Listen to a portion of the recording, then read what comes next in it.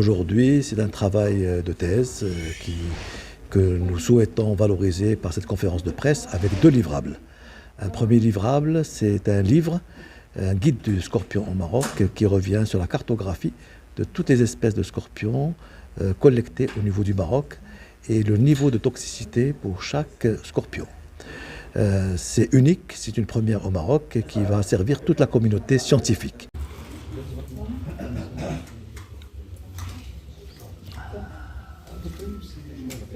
Deuxième livrable aussi important, c'est un brevet attesté par l'ANPIC, niveau B1, sur un robot qui permet de collecter le venin de scorpion de façon smart, et de façon automatique et de façon propre pour les recherches biologiques qui vont servir aussi bien l'industrie cosmétique, l'industrie pharmaceutique, pour la valorisation des composantes de ce venin.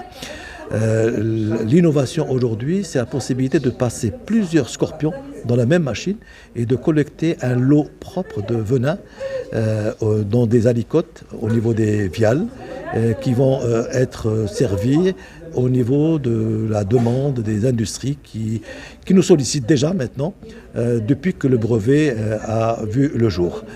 Bientôt, nous vous inviterons au niveau du laboratoire pour voir en exercice ce robot et valoriser cette dernière invention. Donc, merci pour votre présence aujourd'hui.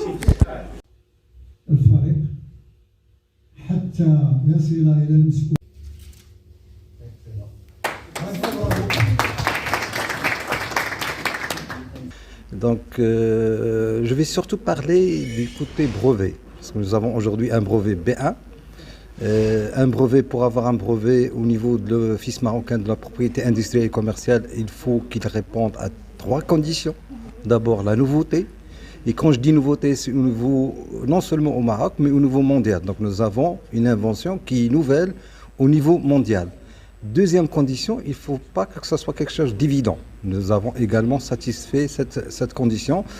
Et la troisième condition, c'est l'applicabilité industrielle. Et c'est la plus importante parce que ce projet-là, elle est parfaitement transférable vers l'industrie. Donc la vision de l'université, une vision rayonnante, visible et innovante. Donc ça rentre dans ce cadre. Et maintenant, nous sommes dans une phase où on va transférer des travaux qui se font dans les laboratoires de l'université vers l'entreprise.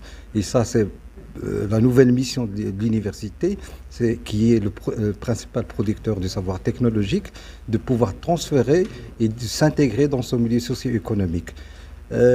Assez souvent, les chercheurs ont le réflexe d'aller vers l'article, à publier un article, alors que l'article ne donne aucune protection. Donc, quand un chercheur, par exemple, travaille dans un domaine technologique, photovoltaïque ou un peu de nanoparticules, etc., donc, s'il ne protège pas son invention par un brevet, n'importe qui peut utiliser son invention, l'utiliser et gagner de l'argent là-dessus.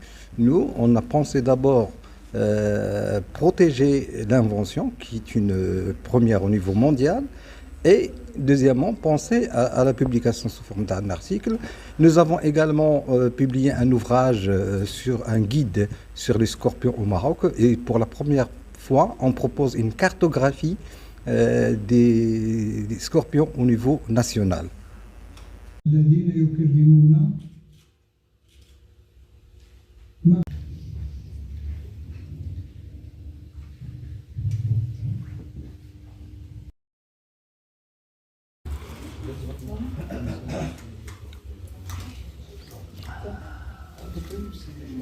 Le venin, donc, c'est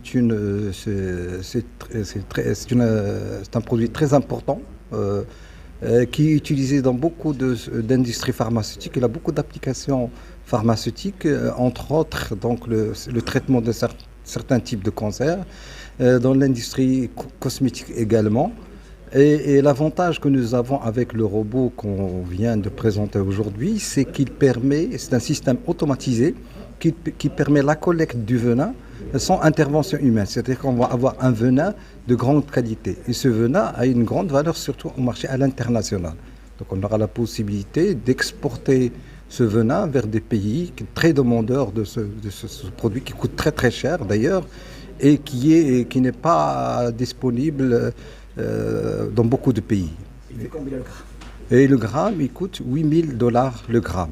Bien sûr, pour avoir un gramme, il faut faire beaucoup de manipulations.